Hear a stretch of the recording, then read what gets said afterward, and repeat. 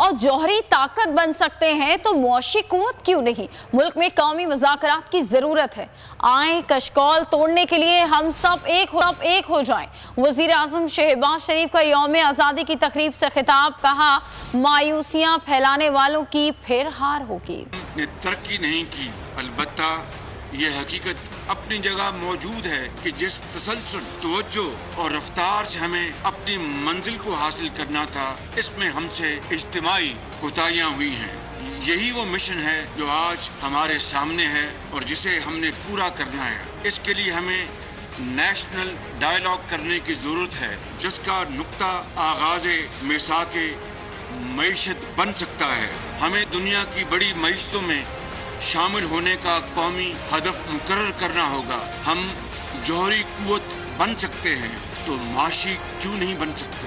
حالیہ بارشوں کے نتیجے میں بلوچستان میں بہت نقصانات ہوئے، سینکڑوں لوگ اللہ تعالیٰ کو پیارے ہو گئے۔ بحیثیت قوم آج ہمیں اپنا محاسبہ کرنا ہوگا۔